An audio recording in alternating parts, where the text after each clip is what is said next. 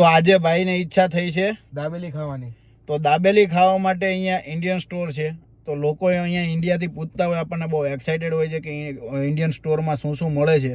તો આજે આપણે દાબેલીના પાઉં અને દાબેલીનો મસાલો ને બધું લેવા જઈએ છીએ. તો ભાઈને બધી જ વસ્તુ બતાવી દઈશું અહીંયા કઈ કઈ વસ્તુ મળે છે. હું એને ઇન્ડિયામાં વિડીયો કોલમાં બતાવતો, પણ આજે એની જાતે જોશે અને બધી વસ્તુ નિહાળશે. તો હું એ બધી વસ્તુ તો નહીં લઉં, બટ આજે દાબેલી કઈ રીતે બનાવશું, કઈ કઈ વસ્તુ લઈએ છે, મારા વિડીયોમાં એ કોન્ટેન્ટ આવશે. અને તમારે ઇન્ડિયન સ્ટોરની અંદર શું શું મળે છે અને ઇન્ડિયન સ્ટોર કેવો હોય છે કેનેડામાં, એ જોવું હોય તો ભાઈના વ્લોગમાં જોઈ લેજો. ભાઈની ચેનલ યસ ઇન એલ્બર્ટા, રાઈટ? તો તમે યસ ઇન એલ્બર્ટામાં જઈને અને ભાઈનો એ કોન્ટેન્ટ જોઈ લેજો.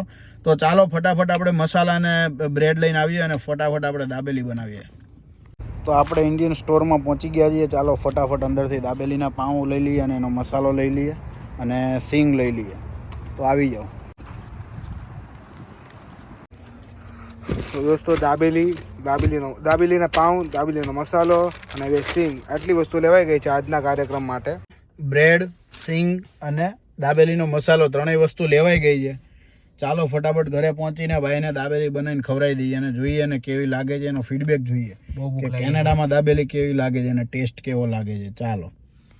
તો દોસ્તો આ 2 બટેકા નીકળ્યા. અમારે દાબેલીનો પ્રોગ્રામ છે. હવે અમારે હેના બનાવવા દાબેલી? હે યસ ભાઈ, પાછા લેવા જવું પડશે એવું લાગે છે. તો તમને શું લાગે છે, આ યોગ્ય છે? અયોગ્ય છે. અયોગ્ય એટલે હા અયોગ્ય છે. હવે આ બે બટેકાનું શું કરવાનું મને એ નથી સમજાતું. આ કામ જો બટેટી છે. હવે બટેકા લેવા જાવ ને. હવે થોડા પાડ્યા છે મગજ ઉપર. કાંઈ નહીં, હાલો હવે લઈ આવીએ. ભાઈની ઈચ્છા છે એટલે જવું પડશે, બાકી ચા ભાખરી ખવડાવી દે. બટેકા ફોલી નાખીએ. 8 બટેકા છે, 8 ફોલી નાખવાના. બતાવી દઉં તમને.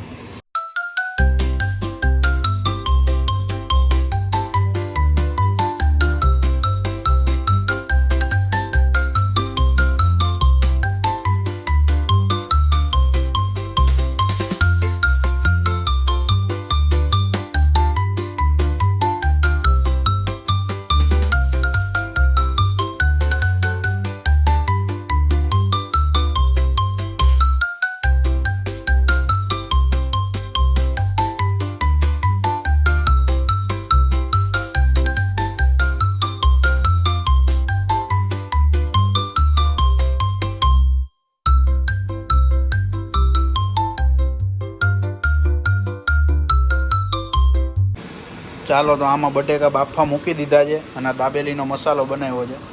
તો તમે કઈ રીતે બનાવ્યો જણાવો સાહેબ. સાહેબને શીખવાડ્યો છે.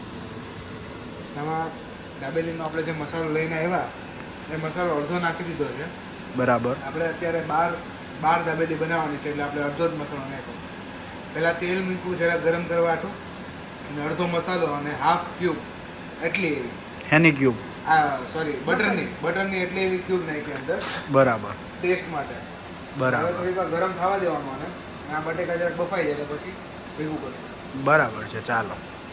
ચાલો બટેકા બફાઈ ગયા છે. આવી રીતે આપણે મેશ કરી દઈશું બટેકાને. તમે આ લઈને આવો. આપણે દાબેલીનો મસાલો આમાં નાખશું બટેકા. બટેકા મેશ થઈ ગયા છે. હવે ભાઈ મસાલો મિક્સ કરે છે.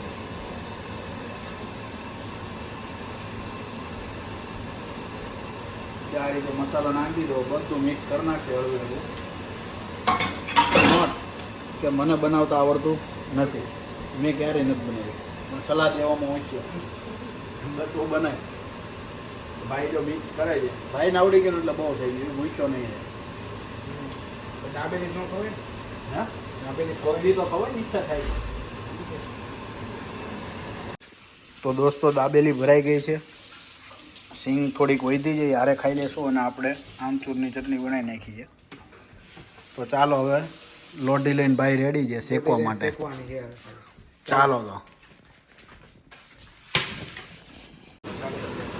ચાલો દોસ્તો દાબેલી શેકવા માંડીએ.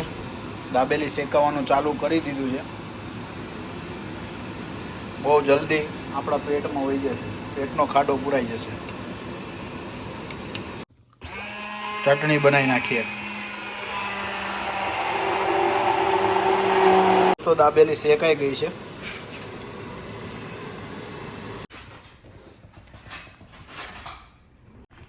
સો હાવ ઇઝ યોર એક્સપિરિયન્સ? બહુ મસ્ત આવે છે. ચાખી કે એમનો? ના ના ખાધી જો ને આજે.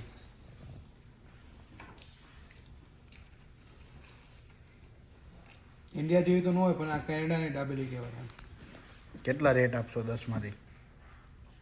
અહીંયા આવીને ખાધી એટલે 10 માંથી 10 જ અપાય, ઓપ્શન નથી. આવતા વર્ષે છે ને 10 માંથી 20 આપશો આ જ દાબેલી ખાઈને. હોય આપીશ. કેનેડામાં નહીં મળે ને કેનેડામાં ઓપ્શન બહુ ઓછા છે.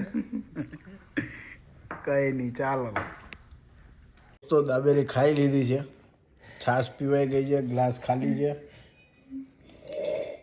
બસ આજના માટે એટલું જ. બાકી કાલે નવી એક્ટિવિટી સાથે આવતીકાલે મળીએ. ચાલો, હર હર મહાદેવ.